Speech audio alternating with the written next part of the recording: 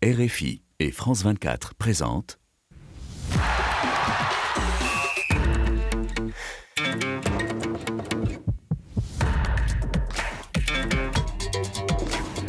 Radio Foot International, le Café des Sports, Marie-Amélie Motte. Bonjour à toutes et à tous, bienvenue dans le Café des Sports. Un programme alléchant nous attend aujourd'hui avec, pour commencer, les quarts de finale de la Ligue des Champions. Le tirage au sort a eu lieu ce midi. Chelsea-Real, Man City-Atlético, Villarreal-Bayern et Benfica-Liverpool. Des affiches magnifiques qu'on va décortiquer dans un instant. Les clubs espagnols sont-ils tous en danger? On parlera aussi des demi-finales puisqu'on connaît le tableau complet. Sans oublier la Ligue Europa avec notamment Lyon-West Ham et Francfort-Barcelone. Barcelone qui va défier le Real dimanche à Santiago Bernabéu. Premier classico de Xavi sur le banc. Les Catalans vont beaucoup mieux depuis son arrivée. Alors ont-ils les moyens de battre un Real intouchable en Liga? On fera le point sur l'état de forme des deux équipes. Karim Benzema est toujours incertain. Et avant les cartons, on dira un mot du derby romain et du super classico River Plate-Boca Juniors, un match qu'Alejandro Valente ne raterait pour rien au monde. Bonjour Alejandro. Bonjour Marie-Amélie, effectivement, c'est le super classico. Comme chaque vendredi, Rémi Ngono est prêt à débattre. Bonjour Rémi. Bonjour, et je voudrais que les téléspectateurs constatent que maintenant, tout est tombé. On constate maintenant que effectivement, ils font partie de ce qu'on peut appeler un club. Voilà les coéquipiers, il n'y a plus de mur.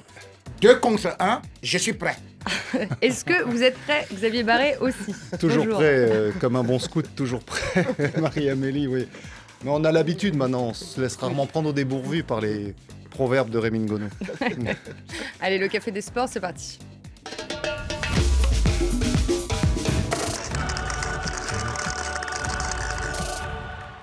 Le tirage au sort de la Ligue des Champions a donc rendu son verdict tout à l'heure. On connaît désormais les affiches des quarts de finale. Match aller les 5 et 6 avril, match retour les 12 et 13.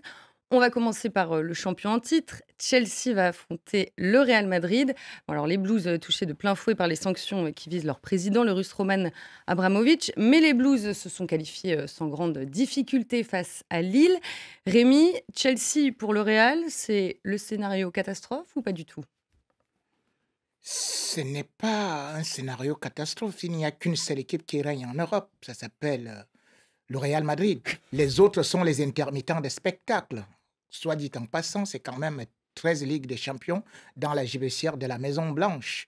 Et qui peut parfois, suite à quelques imprévus ou à quelques choses qui arrivent parfois une fois par siècle, tomber comme ça. Donc, c'est plutôt Chelsea qui est en train de trembler, de rencontrer le grand Real. On ne parle pas du grand Chelsea, on parle du grand Real Madrid.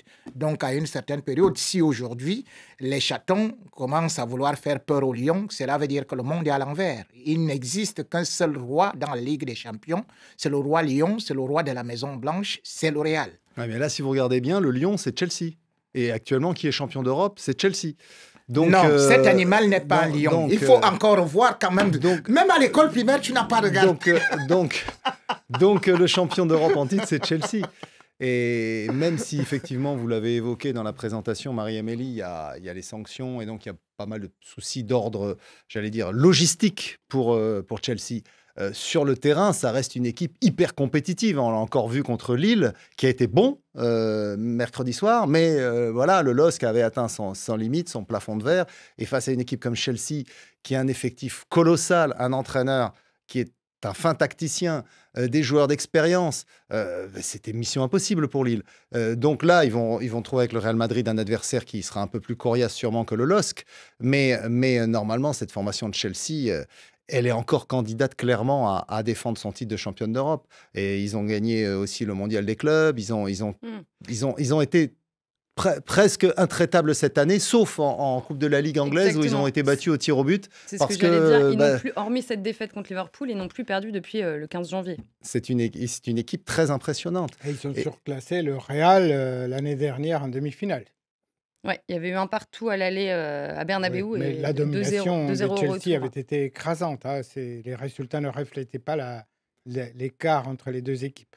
Vous vous souvenez de ces matchs Il a oublié. Gono Non, il a oublié. Il se souvient qu'en 56... C'est qu'à Alessandro, ils veulent toujours rappeler certaines petites choses parce que, comme je l'ai dit, en préambule, je l'ai dit en préambule, bien évidemment, l'Ajax avait aussi battu le Real Madrid. Mais cela ne veut pas dire que l'Ajax dépasse le Real Madrid. C'est-à-dire que si tu veux te baser sur uniquement cette déception-là, cela veut dire que ce Chelsea-là, personne ne connaissait encore sa façon de jouer. Et c'est pour ça d'ailleurs que le Chelsea actuellement est mis en difficulté. C'est pour ça que Chelsea actuellement est 3e de la Première Ligue. C'est pour ça que Chelsea aujourd'hui ne parvient pas à marquer autant de buts, bien qu'ayant recruté Lukaku. Donc l'année dernière, c'est comme justement Carlo Ancelotti, au niveau du milieu de terrain, était en infériorité numérique. C'est-à-dire que Chelsea joue avec 3 défenseurs et en blindant son milieu de terrain avec 5. Je crois qu'on va essayer maintenant de régler ça. Et beaucoup d'équipes commencent déjà à comprendre comment ce Chelsea-là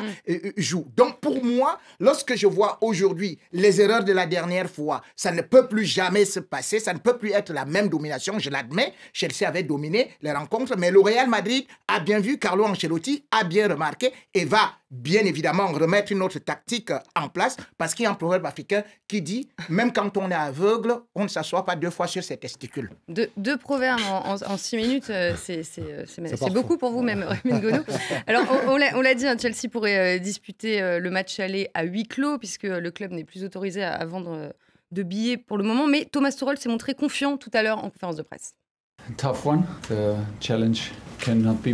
On a tiré un gros poisson, le défi ne pouvait pas être plus relevé, d'autant que le match retour se jouera à Santiago Bernabéu et avec du public. Donc c'est un énorme défi et c'est très motivant pour nous. Il va y avoir beaucoup de passion sur une telle rencontre, même si on sait que le contexte est difficile pour nous. Ce sont des soirées européennes et à ce niveau de la compétition, cela n'aura rien à voir avec les adversaires que nous rencontrons habituellement en Première Ligue. Nos supporters seront absents de cette confrontation. L'ambiance sera différente et ils ne seront pas là pour nous pousser. J'espère qu'on trouvera une solution pour les faire revenir au stade. Xavier, forcément, si Chelsea joue sans ses supporters, ça va changer la donne. Les grands clubs européens sont habitués à jouer à huis clos ces derniers mois, puisque à cause du Covid, il y a eu de nombreuses rencontres à huis clos et même presque toute une saison. Ils ont retrouvé leurs supporters. Mais là, ils avaient retrouvé leurs supporters, effectivement. Après, il faut voir une chose, c'est que Chelsea, c'est un club de l'Ouest londonien, donc des quartiers plutôt aisés, et ils ont souvent déploré ces dernières années. Les derniers mois, il n'y avait pas beaucoup de supporters, justement que les soirées de Coupe d'Europe, il n'y avait personne au stade. Parce qu'il y a une tradition en Angleterre, on va au stade le samedi ou voire le dimanche pour le match du championnat. Mais c'est vrai qu'en semaine, surtout à Londres, où il y a énormément de trafic, beaucoup d'embouteillages, c'est pas propre d'ailleurs à Chelsea, ça arrive aussi à Arsenal ou à Tottenham, c'est difficile de remplir les stades les soirs de Coupe d'Europe.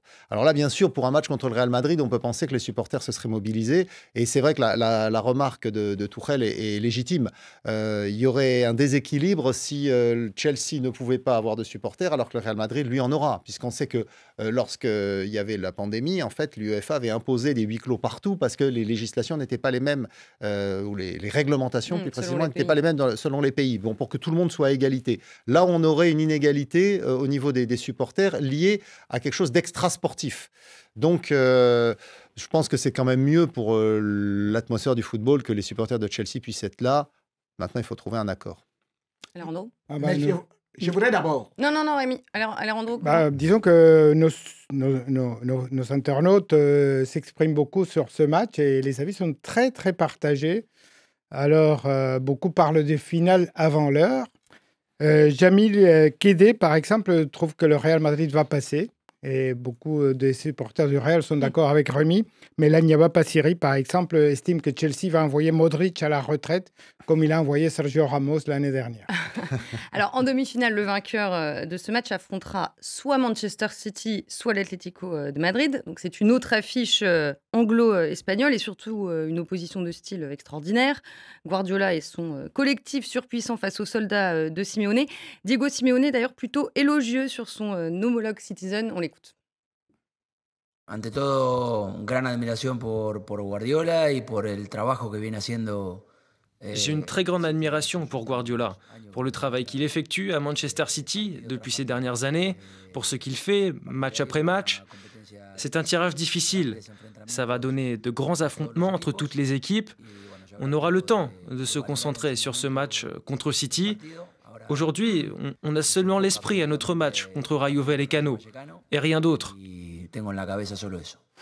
Rémi, est-ce que l'Atlético a les moyens d'embêter Manchester City, qui est presque intouchable cette saison? Pourquoi pas? Mais tout en faisant d'abord, avec ta permission, je reviens pour dire que... Non, on ne revient pas sur le Real. Non, je voulais juste dire que ce n'est pas ce qu'on disait que telle rencontre telle au match retour. Non, c'est pas ça. L'UEFA a tout renversé, encore une fois de plus, pour essayer de défavoriser le Real Madrid, qui maintenant va jouer à l'extérieur. Maintenant, revenons sur Atlético. Je vais dire que lorsque j'essaie de regarder, et c'est plutôt Pep Guardiola qui devrait se faire beaucoup de soucis, parce que on me dit que c'est une équipe formidable, oui, mais j'ai quand même vu Pep Guardiola qui, en 2011-2012, avait réussi à battre Diego Simeone en aller-retour 2-1 et 5-0. Mais n'oublions pas que Pep Guardiola, avec le même système de possession, de tiki-taka et tout, au niveau maintenant de 2016, dans la dernière confrontation, eh bien, c'est bel et bien... Guardiola est au Bayern à ce moment-là. Voilà, Guardiola au Bayern. Et Diego Simeone, avec 23%, réussit à éliminer Guardiola. Donc 1-0 et 2 buts à 1. Donc c'est pour ça que je dis que je ne trouve pas l'équipe de Manchester City comme étant véritablement ce qu'on peut dire une équipe de guerre, une équipe qui peut tout écraser. Non. Et d'ailleurs, j'ai pu voir les 2 derniers matchs de Manchester City. Croyez-moi, c'est-à-dire qu'en 90 minutes x 2, il ne marque pas. Il ne marque pas. Donc, ce n'est pas une équipe aussi offensive qu'on peut le croire. Ils n'ont pas de réussite, parce que contre Crystal Palace, effectivement, bon, ils ne marquent pas, mais ils ont je ne sais plus combien de frappes, 30. Non, ils ont frappé. Ils ont frappé 18 fois, ils ont cadré 4 fois. Voilà. Oui, effectivement, ils ont manqué de réussite. Ça peut arriver, mais bon, ils ont quand même toujours un jeu hyper offensif. Mais là, ce qui est passionnant, c'est qu'on va avoir une opposition de style qu'on connaît déjà. Parce que là, je suis d'accord avec Rémi, il y a déjà eu cette confrontation Simeone et Guardiola du temps de Atlético-Barça. Pas avec les mêmes équipes. Et puis même, et Bayern, Atlético aussi. Donc pas les mêmes équipes, mais les mêmes styles de jeu. Donc d'un côté, une équipe hyper défensive qui pratique la contre-attaque, avec beaucoup d'astuces, et puis de l'autre, une équipe qui pratique la possession à outrance, avec un jeu délibérément offensif. Donc ça va être une double confrontation dont on connaît déjà le profil du match, mais pas l'issue. Et c'est ça qui est passionnant dans le football, c'est qu'on ne sait pas encore qui va prendre le dessus. J'espère toujours que le football offensif va l'emporter, mais on a vu que l'Atlético était capable de déjouer les pronostics au tour précédent contre une autre équipe de Manchester d'ailleurs, Manchester United, oui, avec Cristiano Ronaldo. Ils n'ont pas réussi à les battre et c'est l'Atlético qui est passé. Donc il faut vraiment, vraiment redouter cette formation. Alors Andro, la pression sera plus du côté de City ou Oui, bien sûr, mais je pense que c'est quand même un bon tirage pour City. Cette équipe de l'Atlético ne m'impressionne pas beaucoup cette année. C'est vrai qu'ils ont fini par battre United, mais un United très moyen, avec un Cristiano qui n'a pas frappé une seule fois au but. Donc, ça ne m'impressionne pas tellement. Bon, dans tous les cas, ça nous promet une demi-finale géniale, puisque ce sera soit... ça peut être Atlético-Real, ça peut être Man City-Chelsea. Enfin, il y a plein de combinaisons possibles. Qu'est-ce qui vous fait le plus envie, Rémi? Bon, certainement Manchester City contre le Real, parce que si Manchester City se qualifie, ils vont encore... Parce que bon, Atlético, c'est vrai qu'ils sont là, franchement, ils ne méritent pas d'être là, mais bon, ils y sont. Maintenant, Manchester City... Parce qu'ils n'ont pas battu Manchester United à la régulière, mais attendez, tu viens de parler justement de quelle façon est-ce qu'ils ont réussi à battre Manchester City. Donc aujourd'hui, au niveau en championnat, ils ont United, donc au niveau du championnat, ils ne parviennent pas à s'en sortir. Et même en Ligue des Champions, ils passent toujours par des petits trous de souris. Mais bon, maintenant, Manchester City, j'aimerais bien qu'ils se retrouvent devant le Real Madrid. Qu'on ne dise pas que Pep Guardiola et tout, parce que moi, j'ai confiance en Pep Guardiola. J'ai terriblement confiance en lui, parce que je sais que lorsqu'on dit qu'il joue trop bien, lorsqu'on dit qu'il va remporter la Ligue des Champions, eh bien, ça me ferait plaisir qu'il vienne toujours glisser devant le Real Madrid. Chaque fois qu'il a rencontré le Real Madrid, il les a éliminés. Il n'a pas remporté de Ligue des Champions. Oui, mais il a éliminé le Real Madrid. Donc, Barça. Il a éliminé il y a 2 ans, il a éliminé à chaque fois. Donc, oui, mais sauf qu'il ne remporte rien. Il ne remporte rien. Et puis, de toutes les façons, il faut savoir, de toutes les façons, En 1950, n'aie quand jamais vous confiance. additionnez, il n'était pas né, hein. Nous non plus d'ailleurs. Mais N'aie quand, jamais confiance à un coiffeur qui est chauve. Moi, je sais qu'il finit toujours par rendre ses équipes chauves. Il n'y a rien et il ne pourra pas passer devant le Real. Enfin. On va passer maintenant, il faut qu'on avance à l'autre partie du tableau. Je suis désolée, on aura le temps de débattre avant l'écart. Donc, de l'autre côté du tableau, il y a une affiche beaucoup plus déséquilibrée. Villarreal-Bayern Munich. Bon, le géant bavarois qui vient de mettre 7 buts à Salzbourg face au sous-marin jaune d'Unai Emery qui n'avait pas disputé les quarts de finale depuis 2009. Alejandro, on imagine que le tirage au sort a été plutôt bien vécu du côté de Munich. Oui, parce qu'en plus, le match retour est à Munich. Donc, vraiment, c'est un tirage parfait pour le Bayern. Tout le monde aurait rêvé de tomber sur cette occasion. C'est vrai que Villarreal a des qualités, mais on voit en championnat espagnol, ils sont quand même loin des places d'honneur. Et la qualification face à la Juventus a été plutôt heureuse au vu du match retour, notamment où la Juventus a largement dominé, mais n'a pas réussi à marquer.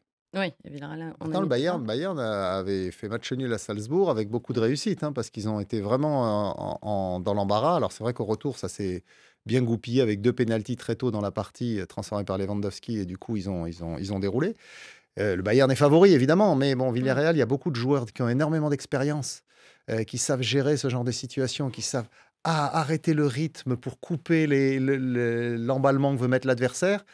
Donc, encore une fois, le Bayern est favori, mais c'est une confrontation qui mérite d'être regardée aussi. Et est-ce que vous pensez que le Bayern peut aller très loin? Je ne veux pas enterrer Villarreal trop vite, hein, mais est-ce qu'au vu du tableau, surtout, vous pensez que le Bayern peut aller loin? C'est Liverpool, normalement, en demi-finale. Liverpool est peut-être un peu plus fort, à mon avis, mais bon. Liverpool est très, très fort, surtout en cette fin de saison. Ouais, Benfica-Liverpool, c'est la dernière affiche de ces quarts. Le Benfica, quand même, auteur d'une belle perf en 8e, de partout contre l'Ajax à l'aller. Ensuite, ils les ont battus au retour à Amsterdam. Une frappe cadrée, un but sur le retour à Amsterdam. C'est vrai qu'ils ont fait preuve de presque autant, si ce n'est plus de réalisme que l'Atlético de Madrid à Manchester. Parce que vraiment, l'Ajax avait archi-dominé la partie. Là aussi, on aura une opposition de style, puisque Benfica va sûrement subir beaucoup. Maintenant, c'est très bien que Benfica, qui est un grand nom du football européen, arrive à se hisser à ce stade de la compétition. Rémi, est-ce que les Reds peuvent se faire surprendre par les Lisboètes, selon vous? Non, c'est impossible parce que là, déjà, Liverpool devient de plus en plus imbattable. Ils sont sur une longue série. Et puis, c'est presque la deuxième attaque actuellement d'Europe dans un championnat parce que quand vous enlevez Bayern qui a 77 buts, c'est directement Liverpool qui fait vraiment un très très grand championnat en première ligue et qui a réussi à remonter la pente de telle sorte qu'avec City aujourd'hui, c'est juste un écart d'un point, peut même prétendre à l'allure où vont les choses devenir champion. Donc c'est Liverpool aujourd'hui, défensivement, ils sont bien, offensivement, ils sont très très dangereux. Est-ce qu'ils sont autant dangereux que le Real? Je peux dire une fois de plus, et je le répète, que le Real Madrid n'a pas de concurrent pour l'instant en Europe parce que si vous essayez de regarder ne serait-ce que la doublette entre aujourd'hui Benzema et puis Vinicius, vous savez quand même que Benzema joue au Real Madrid et Benzema a eu 413 buts maintenant de pas de concurrent.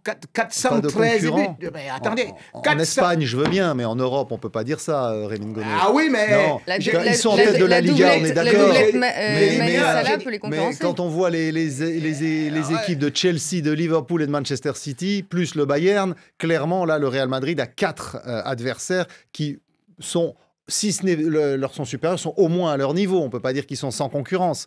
Après, effectivement, le Real Madrid est sur une belle dynamique. Et on va voir quand même ce qu'ils vont faire ce week-end contre le Barça. Ouais, on en parle dans quelques instants. Avant ça, on va s'intéresser à la Ligue Europa, parce que les quarts de finale sont aussi connus depuis ce midi. Donc on va avoir Braga, Glasgow Rangers, Leipzig, Atalanta, Bergame, et puis West Ham, Lyon et Francfort, Barcelone. Pardon? Oui. Qui? Barcelone. Rémi, vous m'avez fait peur, j'ai cru que j'avais écrit une bêtise. Bon, juste, on va commencer par les Français quand même qui ont été d'un gros morceau, mais qui sortent d'une très belle performance contre... On commence par Lyon, après on parle du Barça.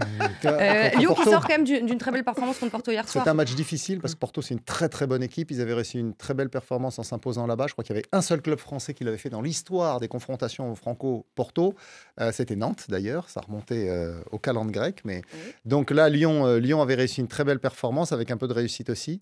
Mais c'est quand même un succès fragile pour l'Olympique lyonnais parce qu'on voit que c'est une formation qui a un vrai potentiel, mais qui n'arrive pas à l'exprimer de façon constante. Et en championnat, 3 jours avant ou 4 jours avant, il s'était fait rouler par le Stade Rennais. Donc, c'est intéressant de voir Lyon contre West Ham, qui est une belle équipe anglaise qui a sorti Séville. Il y aura une très belle ambiance au London Stadium, le stade olympique. Et puis surtout pour West Ham, c'est une fête extraordinaire parce que c'est une équipe qui quand même n'a plus joué à ce stade de la compétition depuis, je crois, les années 80.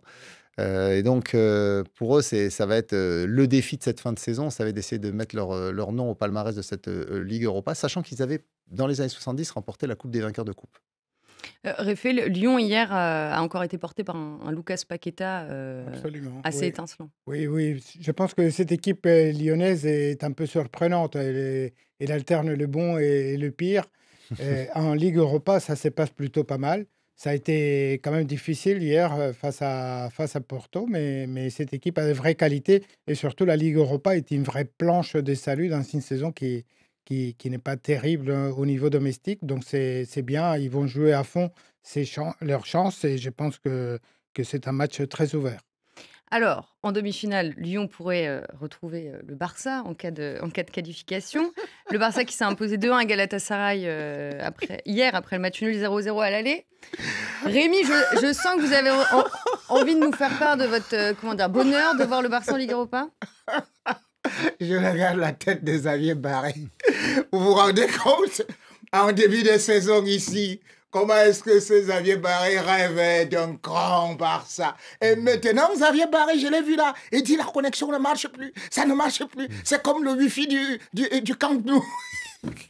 Donc, décidément, j'imagine quand même Lyon battre le Barça. Parce que déjà, je ne sais pas comment est-ce que tu vas faire. Déjà, on a déjà souvent Lyon battre le Real à plusieurs reprises. J'ai dit Lyon est mieux placé que le Real. De toutes les façons, une chose que le Barça aujourd'hui. Parce que, bon, le Real, lui, c'est autre chose. Donc, moi, quand j'essaie de regarder ça, c'est vrai que j'ai vu le Barça essayer de bien jouer. Ils ont bien joué, surtout un bon Pedri, que j'ai quand même vu avec 101 ballons qu'il a eu à toucher. C'était le meilleur joueur du Barça. 65 passes réussies sur 75, puis un très, très beau but, de telle sorte qu'on a même dit que c'est le nouveau Messi. Bon, c'est le Messi de deuxième division. Donc, pour aujourd'hui, je crois quand même que ce Barça a son niveau en deuxième division de Ligue des Champions. Ils peuvent bien aller là-bas. Moi, je crois d'ailleurs que chaque saison, le Barça doit se battre pour être qualifié. Vous savez, Rémi, le Barça n'a jamais gagné cette compétition, contrairement au Real Madrid. Donc, c'est un objectif intéressant pour eux. C'est un objectif très intéressant puisqu'il y a un proverbe africain qui dit « À défaut du gibier, le chien se contente de l'os ». C'est ce que je voulais vous demander. La Ligue Europa, là, c'est un objectif majeur maintenant pour le Barça ? Le Barça veut surtout se qualifier pour la prochaine Ligue des Champions. En championnat, ils sont quand même un peu loin. Donc, ils sont bien partis quand même, puisque la deuxième place n'est plus très loin, alors qu'ils avaient quand même commencé la saison de façon catastrophique avec Ronald Koeman. Mais la Ligue Europa, c'est un vrai objectif. La possibilité de gagner une Coupe d'Europe, c'est toujours intéressant, surtout que c'est un trophée que le Barça n'a jamais gagné. Ils l'ont remporté à l'époque de la Coupe des villes de foire. Voilà, c'était pas sous l'égide de l'UEFA. Voilà. Donc l'UEFA ne la comptabilise pas, mais dans le palmarès de la compétition, en fait, il l'avait déjà remporté. Mais c'est vrai que depuis, le Real Madrid l'a remporté, lui, 2 fois. C'est une façon de refaire un petit peu son retard.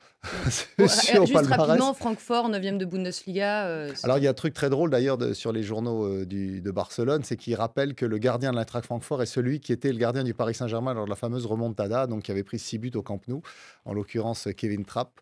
Donc, pour les supporters du Barça, c'est de bon augure pour la qualification. Même s'il n'y a plus Neymar ni Messi en face. Ouais.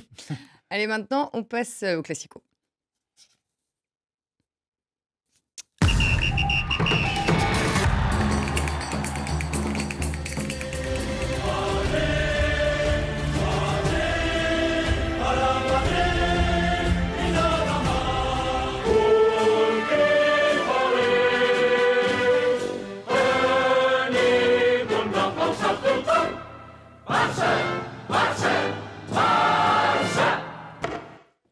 Et oui, rendez-vous dimanche au stade Santiago Bernabéu à Madrid pour le Classico.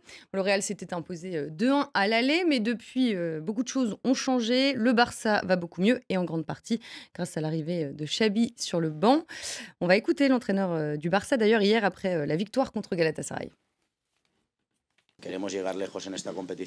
Nous voulons aller loin dans cette compétition. Nous sommes très heureux d'être en quart de finale. Je pense que c'est mérité. Et oui, peut-être que nous sommes dans un très bon moment pour le Classico, mais cela ne veut rien dire au final. J'en ai tellement vu, de toutes les couleurs, des moments où on arrive mal en point pour gagner à la fin, d'autres où on arrive en forme pour se faire battre. Au final, dimanche, ce sera une autre histoire. Ce sera très difficile, très compliqué. Xavier, avec quelle certitude le Barça va se présenter à Madrid dimanche? Beaucoup de certitudes, puisque depuis l'arrivée de Xavi sur le banc, ils ne perdent pratiquement plus. Alors, ils ne gagnent pas à tous les coups, il y a des matchs nuls, il y a eu quelques revers. Mais si on regarde depuis en championnat, ils n'ont plus perdu depuis le match contre le Betis. C'était au mois de décembre. Sinon, fait 11 matchs sans défaite. En championnat, parce qu'après, il y a eu les coupes. Mais donc, ils sont sur une véritable dynamique. Xavi a réussi à rétablir la confiance, à faire les ajustements tactiques qu'il fallait. Il y a eu quelques renforts, notamment celui de Pierre-Emerick Aubameyang, qui marque beaucoup. Donc, on a une vraie dynamique de groupe. En plus, on craignait que ces ajouts de joueurs se passent mal parce qu'il y allait forcément y avoir des joueurs qui allaient se retrouver sur le banc. Et avec les compétitions, notamment le fait de jouer en même temps la Liga et l'Europa League, ça permet de faire tourner l'effectif, ça permet d'impliquer tout le monde. Et pour le moment, Xavi gère très très bien cette deuxième partie de saison. Oui, non, c'est incontestable. Après... il faut reconnaître que le Barça va à Madrid après ses déplacements à Istanbul jeudi, donc 3 jours plus tôt. C'est pas forcément idéal pour attaquer une petite cette injustice affiche. selon vous, Alejandro? Bon, c'est le hasard des compétitions européennes qui a voulu ça. C'est pas quelque chose de délibéré, mais c'est vrai que c'est un inconvénient par rapport au Real qui n'a pas joué de la semaine. Mais cela dit, je pense que effectivement le Barça va avec des certitudes, avec des envies, avec des ambitions. Et c'est déjà une très bonne chose. De toute façon, c'est un match qui n'a pas un enjeu très grand vu l'écart entre les deux clubs. Mais voilà, gagner ce match et couper surtout la série des 6 classicos d'affilée sans victoire pour le Barça serait une très bonne chose. Vous n'êtes pas inquiet, Rémi, à 2 jours de ce classico? Inquiet pour le Real? Non, vous avez vu, Alessandro Valente, il a tout dit. C'est-à-dire qu'il y a une malédiction des classicos que le Barça ne parvient plus à gagner depuis que le pape Jean-Paul II est mort, donc pratiquement. Donc finalement, depuis l'Ancien Testament, donc maintenant, il faudrait qu'on puisse quand même couper cette malédiction-là pour que peut-être le Barça vienne avec son équipe A et nous, au niveau du Real, on va mettre peut-être l'équipe C, l'équipe B, d'autant plus que... Vous ne pensez pas que l'expérience de Xavi, quand même, sur ces grands matchs, va compter? Il n'a pas l'expérience des grands matchs parce qu'il n'a pas encore fait des grands matchs. Il faut se dire que c'est vrai qu'il a bénéficié... Je parlais de sa carrière de joueur. Ah non, mais carrière de joueur ne veut pas dire carrière d'entraîneur. Quand on essaie de regarder, que ce soit les Mourinho ou même Ancelotti n'ont pas été les meilleurs joueurs ou même Klopp. Donc ça n'a rien à voir. Maintenant, au niveau de l'expérience, j'ai dit, oui, c'est vrai qu'il a fait quelques... Ils ont fait des très bons matchs. Ils ont passé 4-2 à l'Atlético alors qu'on pensait que... Ils sont allés gagner à Naples alors que justement en Ligue Europa, alors que justement ils n'avaient pas été très bons à l'aller, ils n'avaient pas réussi à s'imposer et donc ils sont allés se qualifier à Naples où on pensait qu'ils seraient en difficulté. Là ils sont allés aussi se qualifier à Galatasaray alors qu'ils avaient fait match nul au Camp Nou à l'aller. Donc il y a une vraie dynamique. Aujourd'hui il installe des matchs qui commencent à être des matchs références contre des adversaires de qualité. C'est pas seulement de battre le Rayo Vallecano ou Grenade comme le fait le Real Madrid. Là ils sont allés battre des équipes qui sont vraiment des équipes qui ont des références, qui étaient en situation de se qualifier, notamment en Ligue Europa. Donc, ils arrivent à jouer des matchs coup près et à les remporter. Donc, on ne peut pas dire qu'il n'a pas fait de match référence depuis qu'il est là. Si, il en a fait. Il ne les a pas tous gagnés, mais il en a fait. Oui, je peux le dire, mais vous oubliez une chose, c'est que on me parle du plan qu'il gagne, mais en même temps, il faut regarder. Moi, j'ai toujours dit une équipe qui prend assez de buts. C'est vrai qu'ils en ont marqué sur les 11 derniers matchs. Ils ont marqué 28 buts. Mais ils en ont pris 10 également. C'est énorme. quand on essaie de regarder le Real Madrid, c'est beaucoup plus concret, c'est-à-dire que vous avez une équipe qui, en 8 matchs, te prend 3 buts, c'est-à-dire que défensivement, le Real est bien assis et peut se permettre de marquer, puisque ayant les 2 meilleurs attaquants de la Liga, c'est-à-dire que d'un côté, vous avez Benzema qui aujourd'hui peut totaliser sur toute compétition confondue, 34 matchs et 32 buts, et 14 passes décisives. Vous avez un Vinicius qui a par exemple 10 buts qui a 17 buts et 10 passes décisives. Donc, c'est des potentielles menaces à toute défense du Barça, comme Piqué, qui d'ailleurs, je crois, avec un mollet presque embouilli, et puis il y a Dest qui ne va pas jouer. Donc moi, je me dis que vous avez beaucoup d'inquiétudes à vous faire, parce que vous avez rencontré, oui, des équipes et tout, mais c'était pas le Real. C'était pas le Real Madrid. Si Karim Benzema ne joue pas, parce que Karim Benzema est toujours incertain, est-ce que Madrid peut se montrer aussi menaçant face au Barça? C'est une vraie question. Oui, surtout qu'il y a Mendy qui va manquer, et on sait que sur le côté droit de l'attaque barcelonaise, on a ou Dembélé ou Adama Traoré qui sont quand même très difficiles à tenir, et Nacho, qui devrait être aligné à la place de Mendy, va avoir sûrement beaucoup de difficultés. Je vais te dire une chose. Rien n'était plus dangereux que les attaquants du Real, du Paris Saint-Germain. C'est-à-dire que vous aviez... À quelques millimètres près. Voilà, vous n'allez pas me dire que Dembélé est plus fort que Neymar, Messi et Mbappé réunis. Non. Je vais vous dire une chose... A eu beaucoup de chance. Je vais vous dire, bien au contraire, donc, comme je viens de le signaler... Ils ne peuvent pas avoir 2 fois de la chance comme ça en 10 jours. Mais vous ignorez une chose. Vous ignorez une chose. Il y a un moment où le masque tombe. C'est à moi qu'on a donné la parole à toi. Non, mais justement, je corrige 2-3 petites choses. Attendez, laisse-moi quand même parler avant de corriger. Je n'ai pas corrigé tous les chiffres que tu as donnés. Mais toi, tu as des bouts de papier. Moi, j'ai ma tête. C'est pas grave. Laisse-moi t'expliquer ce qu'on t'a demandé de venir réciter ici à la télé. Moi, je t'explique que c'est toi qui m'as expliqué. Quand on me dit, voilà, Mendy va manquer, certes, mais on oublie que quand Nacho joue, il glisse à la défense centrale et peut, bien évidemment, être là avec Militao. Ça permet à Alaba, qui est un très bon contre-attaquant, de prendre le côté gauche et de s'infiltrer. Il est mieux que Mendy, vous comprenez? C'est-à-dire que la défense est beaucoup plus à même de pouvoir faire des changements. Et maintenant, au niveau offensif, c'est vrai que personne ne peut remplacer Karim Benzema. Personne ne peut remplacer... bon état. Pardon? Pourquoi faire jouer Mendy quand il est en bon état, alors qu'il a des solutions aussi merveilleuses? Mais ça apporte peut-être plus de garantie. Je devrais quand même dire que Mendy, s'il joue, c'est parce que c'est son poste. Celui qu'on appelle, par exemple, ce que vous êtes en train d'évoquer, Nacho est un défenseur central, mais qui, de par sa polyvalence, peut dépanner un peu partout, même au milieu de terrain. Il lui est arrivé de jouer à ce poste-là. Donc, c'est pour ça qu'on laisse. Mais regardez, par exemple, Mendy au dernier match, Mendy, son apport sur le plan offensif, il n'est pas très consistant.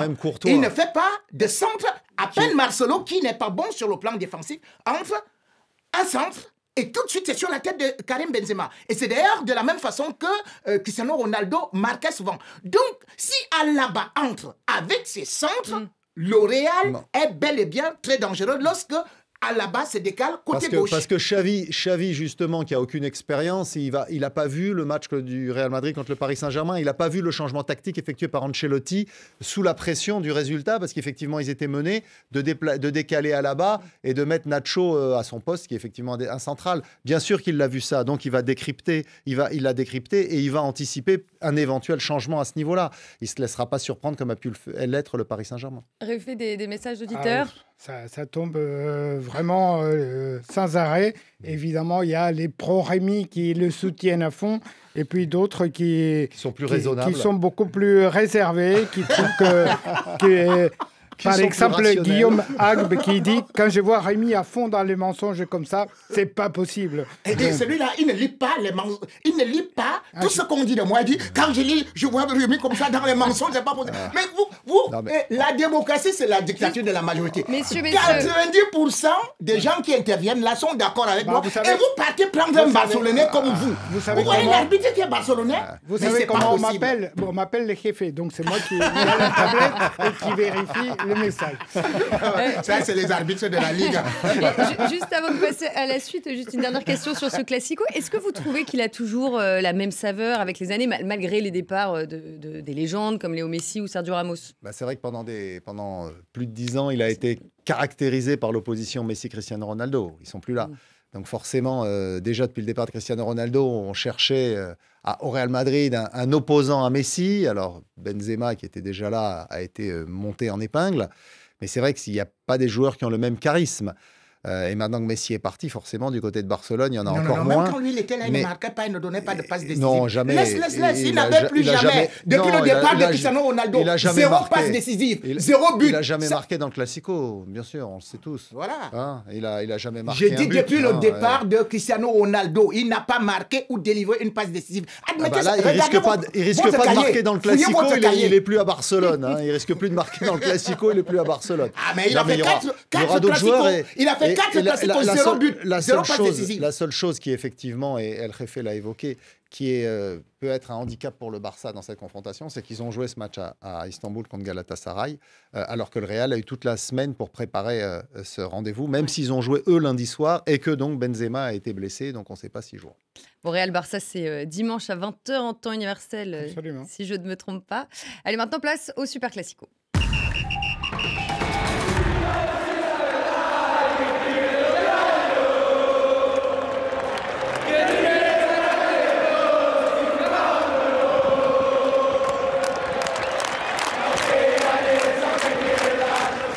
Le Super Classico, ça se passe en Argentine dimanche soir, River Plate Boca Juniors. Et c'est sans doute le match qu'Alejandro Valente attend le plus. Absolument. Juste après Real Barça, River Boca. Je m'étais posé dit dans le temps. Les deux matchs sont organisés juste l'un après l'autre. Donc là, c'est votre week-end. Évidemment, c'est un match... Ne pas déranger El Jefe dimanche soir. Hein, il est occupé de 20h à minuit. Hein, c'est un match qui divise tout un pays, puisque en Argentine, même si les gens supportent parfois d'autres équipes, tout le monde est pour River ou pour Boca. Et surtout, ces dernières années, avec Marcelo Gallardo aux commandes de River Plate, River a pris un ascendant assez conséquent sur son adversaire de toujours. Et donc, voilà, on va voir si cet ascendant se poursuit ce dimanche. Alors, il y a une petite particularité qui est propre au foot argentin, c'est que tous les derbys du championnat vont se disputer dimanche. Absolument, c'est assez incroyable dans toutes les villes et notamment à Buenos Aires. Et tous les derbys se jouent le même jour. Alors, ça peut paraître étrange, mais ce sont les télévisions qui demandent ça parce que ça permet de lancer la campagne d'abonnement pour la diffusion du championnat. Et ce n'est pas quelque chose de nouveau. Déjà, en 1934, on avait créé cette journée des derbies en Argentine. Et puis, ça revient régulièrement. Et cette année encore, on a donc tous ces derbies qui vont se dérouler le même jour. Et c'est assez fascinant. Ils ont recopié ça en MLS, par exemple, aux États-Unis, où il y a le Derby Day, où ils essayent d'installer des derbies. Bon, ça n'a pas la même mais faveur. Lui, il parle de 1934. Qui a copié l'autre? Je dis, ils ont essayé de copier ça aux États-Unis, mais forcément, ils n'ont pas la même ferveur autour de ces derbies.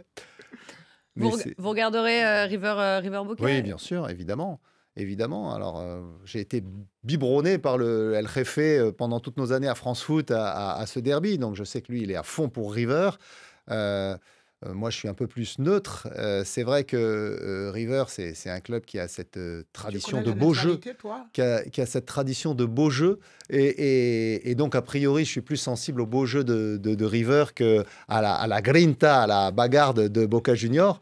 Mais de toute façon, c'est toujours des matchs extrêmement spectaculaires. Alors, en Europe, il y a aussi un derby qui va se dérouler à Rome. Roma-Lazio, c'est dimanche à 17h TU. La Lazio 5e, la Roma 6e. 1 point d'écart. Le derby s'annonce bouillant, Rémi. Oui, autant El Jefe et Xavier Barré essayaient de trouver le prétexte de ce qu'on peut parler de repos entre Barça et Real. C'est ce qui va se passer également. Parce qu'entre-temps, la Roma a joué et la Roma s'est qualifiée. Et José Mourinho, justement, a dit que, mais attendez, nous, on va jouer alors que les autres, ils étaient en train de fumer des clopes.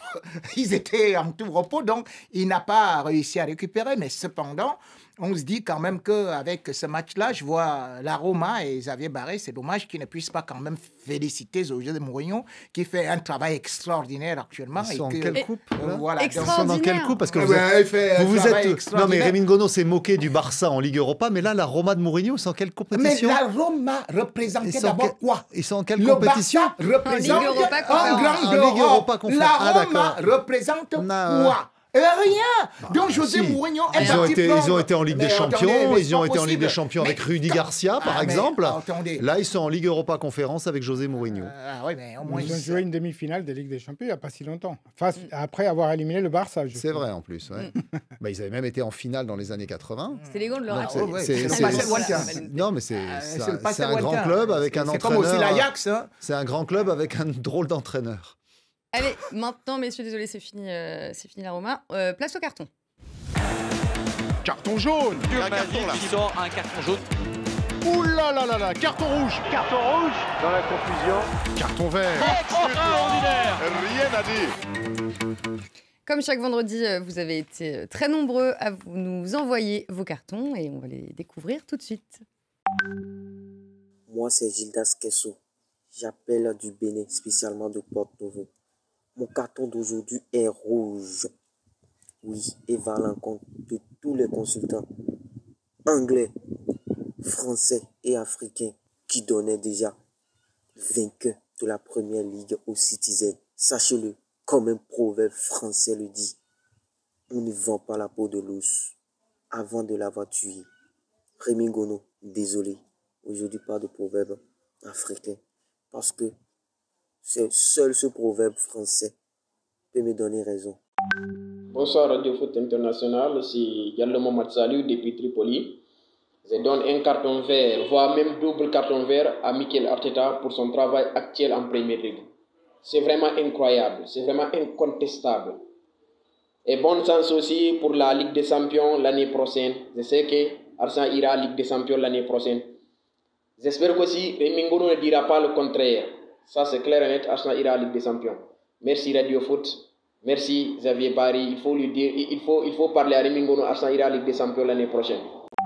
Salut Radio Foot, moi c'est Kabouel Abdelaziz depuis le Burkina Faso. Moi je donne 80 à la Liga espagnole. Vous avez beaucoup sous-estimé la Liga espagnole cette année. Il y a beaucoup de grands joueurs qui sont partis. Mais je vous rappelle que la Liga espagnole a 3 équipes qui sont qualifiées pour les quarts de finale de la Ligue des Champions. Et aucun club français n'est qualifié pour les quarts de finale de la Ligue des Champions. Donc, bravo à la Liga et 80 à la Liga espagnole. Je vous remercie. Bye bye. Bonsoir Radio Foot, c'est Gabriel Abdourahmane depuis Conakry, Guinée. Je donne un carton vert à 2 clubs qui se sont ici en quart de finale. C'est le cas de Benfica et le Villarreal. Chapeau à vous. J'espère qu'une d'entre eux sera en demi-finale. C'est ça la beauté du sport. Bonjour, c'est Michel, Guinée-Bissau, Djegui. Je veux adresser un carton vert à Pierre-Emerick Aubameyang. Ce qu'il fait avec le Barça prouve bien que c'est le meilleur avant-centre africain. Après Samuel Eto'o, Drogba, Gian Asamoah, il n'y a pas comme Pierre-Emerick Aubameyang. Il est seul. Tout le monde au studio, Léonel depuis le Cameroun. Un carton vert à Geoffroy Kondogbia, qui est le premier centrafricain à atteindre le quart de finale de la Ligue des Champions. Bravo petit, Singila. Bonsoir Radio Foot International, je suis Samuel Birocha Pacifique depuis la République démocratique du Congo en ville de Bukavu. Je donne carton vert à Diego Simeone et à l'Atlético de Madrid. Ils ont réussi à se qualifier en quart de finale et c'est quand même quelque chose face à Manchester United. Bravo à eux, carton vert. Bonjour à tous, bonjour Radio Foot International, je suis Honoré Dem, Togolais vivant en Italie. Je donne un carton rouge aux supporters de Manchester United qui ont jeté des objets sur l'entraîneur de l'Atlético Madrid, Diego Simeone. Ce sont des images qui n'ont pas du tout le football. Carton rouge à vous. Bonjour à toute l'équipe de Radio Foot International. Je suis Mamadou Diallo depuis Conakry. Je donne un carton vert à Christian Eriksen pour son grand retour en sélection danoise. Plus de 9 mois après son malaise à l'Euro, j'espère qu'on le verra à la Coupe du Monde en très grande forme. Merci beaucoup. aussi sympa d'écouter et de voir les cartons des auditeurs. Et chapeau au dernier, là, depuis la Guinée. Qui salue le retour de Christian Eriksen. Qui a été rappelé en sélection là, pour les matchs de la semaine prochaine. Xavier, de votre côté, cette semaine, le carton est... Le carton est jaune. Jaune pour l'UEFA. D'habitude, je suis plutôt défenseur de l'UEFA, mais là, hier, on a eu un festival de mauvaises décisions arbitrales, tout simplement dans la Ligue Europa Conférence, parce que les arbitres n'ont pas l'assistance vidéo. Alors, il y en a qui passent leur temps à chipoter sur certaines décisions liées à l'utilisation de la VAR, mais on voit que quand elle n'est pas là, c'est la catastrophe. C'est encore pire. Et Bruno Genesio, d'ailleurs, l'entraîneur du Stade Rennais, ce n'est pas privé pour le dire. Donc, carton jaune à l'UEFA, il est temps de corriger ça, de vite mettre l'assistance vidéo pour aider les arbitres pour les prochains tours de la compétition, si vous voulez la garder et lui donner un peu de crédit. Rémi, votre carton ? Vert. Et ça vient du Mali. C'est Adama Doumbia qui, comme beaucoup de Maliens également, sont en train de pleurer par rapport à RFI ou bien par rapport au Café des Sports qui ne peuvent pas beaucoup suivre suite à certaines décisions. Mais cependant, continuez à suivre peut-être sur des réseaux sociaux Radio Foot International et Café des Sports et qui donne donc un carton vert à l'Olympique de Marseille, qui est beaucoup supporté en Afrique parce que justement, ici à Paris, on dit non, c'est Paris qui a une grande équipe, on a les grands joueurs, on va remporter la Ligue des Champions. Mais aujourd'hui, Paris est éliminé. Et qui est-ce qu'on voit? C'est le premier club français et l'unique à avoir remporté la Ligue des Champions, qui est aussi le premier club français à être qualifié pour la C4. C'est qui? C'est Olympique de Marseille. Donc Olympique de Marseille dépasse bien Paris. Comme le dit un proverbe africain, mieux vaut un éléphant amaigri qu'une grosse vache. Et il se moquait du Barça qui était en Ligue Europa, mais il est en quelle compétition, l'OM? En Ligue Europa Conférence. Et sans l'assistance vidéo, tout est possible. Rémi n'est pas une contradiction près. Ah mais non, on ne va pas comparer Marseille à Barça. Marseille n'a pas les mêmes moyens actuellement. Réfé, votre carton? Carton vert à Jonathan Klaus, les joueurs, les Lensois qui viennent d'être appelés en équipe de France par Didier Deschamps. On l'attendait depuis longtemps.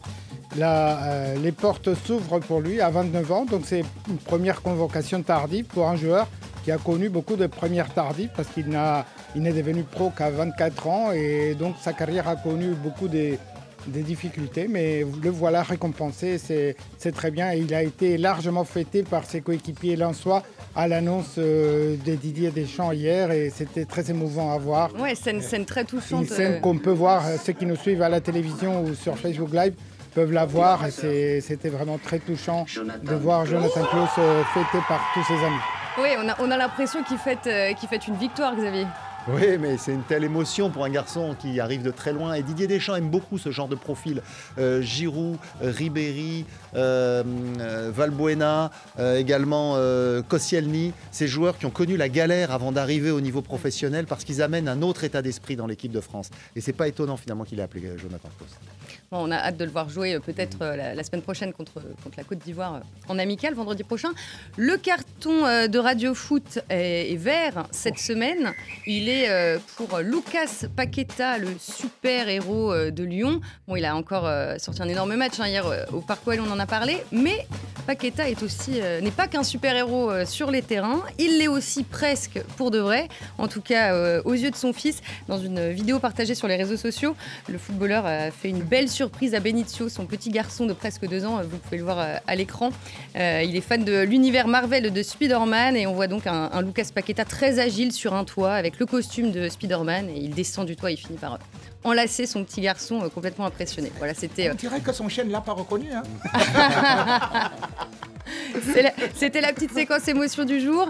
On va s'arrêter là. Merci à tous les trois, Xavier Barré, Rémi Ngono et Alejandro Valente.